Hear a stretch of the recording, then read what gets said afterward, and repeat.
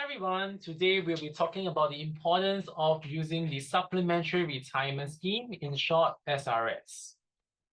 So it's about a tax saving concept, all right, or tax deferment, if I may. All right, so for example, how much tax do I save right now? Okay, if let's say my annual income is $240,000 and I place 15,000 in an SRS account. So the number may shock you, is actually pretty huge. For example, all right, my chargeable income is 240,000. My total tax will be 28,750.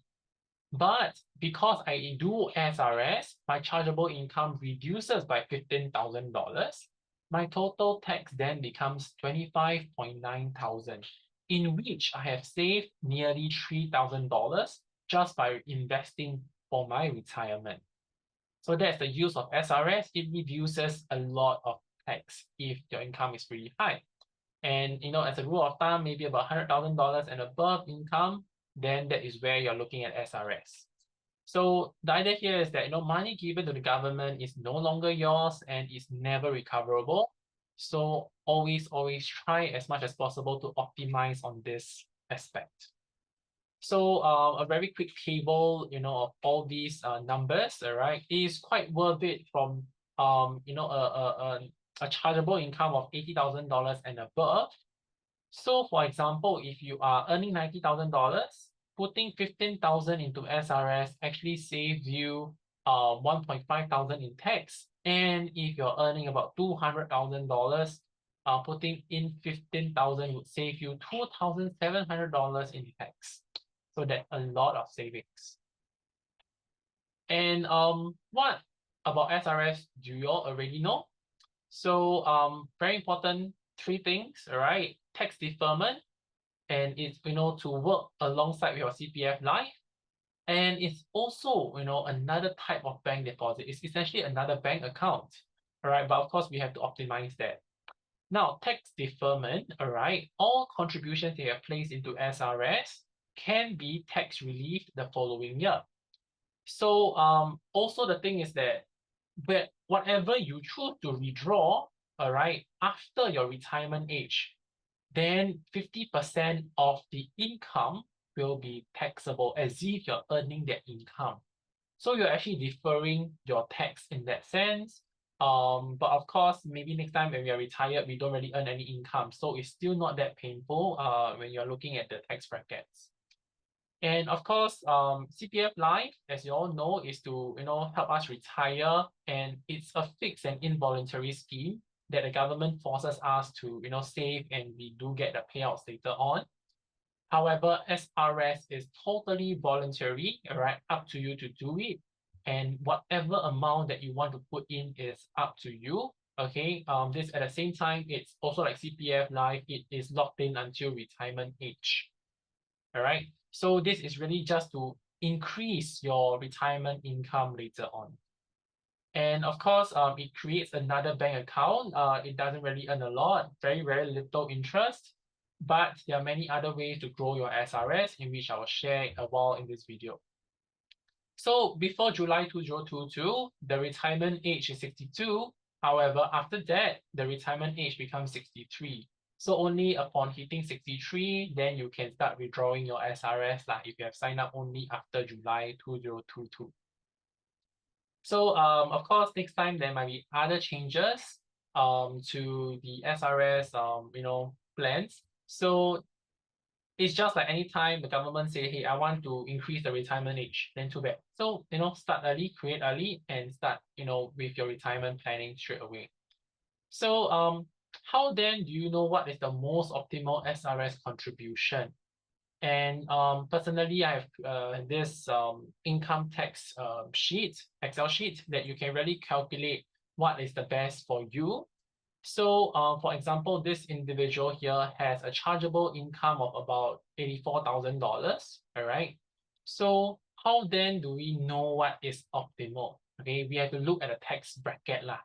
Okay, so as you can see, the first $80,000, right, is charged along this income tax rate, but the next 40,000 on top of this 80,000 chargeable income is being taxed at 11.5%.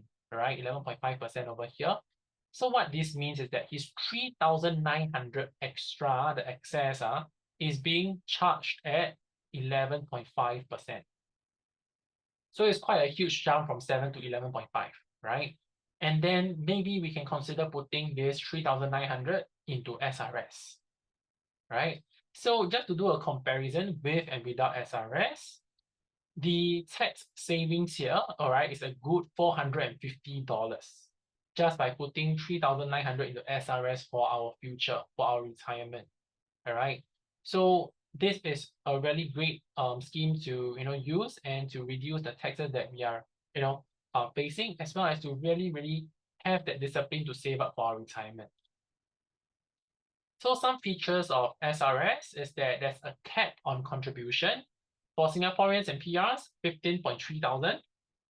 For foreigners, 35.7 thousand. So I suppose this is to make up for the CPF life that they are missing out on, and to really keep foreigners, foreign talents here in Singapore.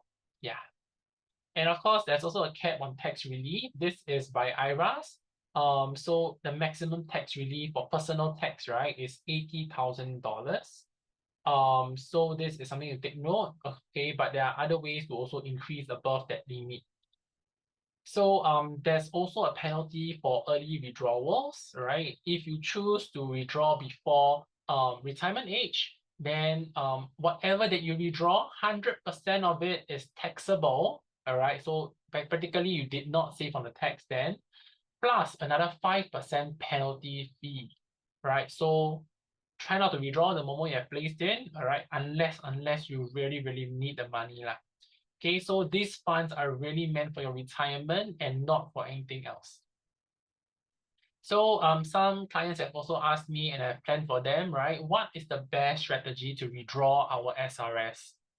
So let me just share with you how the mechanics of SRS really works. Okay, so the whole amount, right, whatever you have in SRS must be withdrawn in 10 years, right? From the time you start your withdrawal. You can start anytime, like even if retirement age is 63, but you choose to withdraw at 67, by all means, right? You can do so. However, the moment you start withdrawing, you must withdraw everything out within 10 years. Any remaining at the end of 10 years will be forced for a withdrawal. So, for example, in this case, we have $800,000 in SRS, for example. You are a very pious saver. You really save up $800,000 in SRS. So let's say, for example, in this case, 62, I'm taking the old retirement age, all right? So in this case, you withdraw equally, right? That seems to be the best strategy, for example, right? 80,000 all the way equivalent to 40,000 in terms of taxable income, right? And because of that, we only pay $550 for our tax payables. And the total tax that we pay is only $5,500. All right, so it's pretty good. Okay, very little as compared to the $800,000 that we have amassed, and avoiding not say avoiding, but to reduce the taxes that we have paid when we are younger. However, let's say some people think that, okay, let me just withdraw $40,000 each year, all right, so that I can avoid the taxes for 9 years. But on the last year, I'm being forced to withdraw $440,000. So it's a very big tax now. It is 25,000, right, in terms of total tax, right? $20,000 more than what we actually have compared just now. So it is wiser to split your cash flows more evenly lah. All right. So now is that, how do we grow our SRS, right? In the bank account, it's just only very miserably a very miserable amount.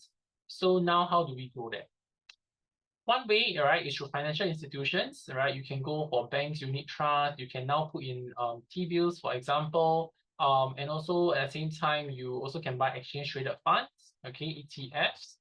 And of course, the method 2 is with insurers. You can buy savings plans or investment plans.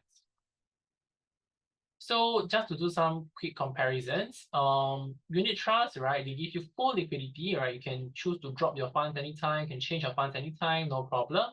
However, there are transaction costs of 3% or so. There's also fund switching costs whenever you switch fund. And maybe bankers are well known to switch pretty quickly or to upgrade pretty quickly. So if that's the case, then your relationship might be lost with them, and you might receive somebody else whom you have no dealings with from the start of this investment itself, and they don't know what you have invested in, or your risk profile and your preferences, right? On the other hand, yes, you can buy ETFs on your own, all right? They have full liquidity as well, low transaction cost, which is pretty good, all right? However, there might not be any management or investment advice, and there are also continual admin fees anyway, right? So, one question here will be that, do you really need liquidity if SRS is locked in all the way to retirement age? So you all know that with higher liquidity comes at a higher cost. Now, if we are choosing lower liquidities, then we have much higher returns. So this is where insurers do come in, all right, to give you guaranteed but higher returns. So first way is through endowments. Okay, you can buy long-term locked-in plans, all right? You do not need liquidity at all. So of course, there is no liquidity here to even speak about. Capital and also returns are guaranteed, right? So this really ensures that you have your retirement all played out, right? Rather than risking it to investments. And of course, it's also renewable when the plans mature. For example, you have 40 years from now until retirement age. Then you can do 2 times a 20 years endowment plan, for example, so that you really do maximize your growth. And of course, your advisor will be there to advise you and to maintain a relationship with you. On the other hand, also insurers also have investments, okay, the same thing, about the same as unit trust. So there's full liquidity, there's a transaction cost of 3% one time only. However, there will not be any fund switching fees, and your friendly advisor will stay with you, throughout until retirement. So there are ways and strategies to actually maximize your SRS returns, or to also withdraw the money. So the first strategy here is that we want a 10-year contribution into SRS, all right? And the thing is that you can actually create endowment plans that return you every, let's say, 15 years, for example. So 15 years before your retirement, all right? Let's say at about 48 years old, you set a 15-year endowment plan. At 63, it withdraws out. Every year after that, you set in an endowment plan, and then you can start withdrawing your money this way, right? Upon your retirement, you have lump sums that will be coming out like that, right? However, that is pretty short term, because past retirement, you only have 10 years of so-called income, right? Now, to really pair this strategy number one, all right, you also want to have strategy number two, where you also have investments that continuously grow your wealth, all right, and then you can start withdrawing them later on. But there is still one best strategy, right? All these strategies here, they are only for that 10-year short period of time that you're slowly withdrawing out, right? Trying to, reduce tax as much as possible. But this is the best way to actually totally not pay any tax at all, right? And this is definitely not evasion. Okay, this is just trying to have the income, the perpetual income, right? Low, okay, it's not going to be very, very high, right? But at least it's perpetual throughout your lifetime. So what can we do here is that we want to first accumulate a very good lump sum, right before our retirement age. Then we buy the annuity plan, right? So annuity plan, they start paying out, all right, the moment you hit your retirement age, or whatever age you prefer, all right?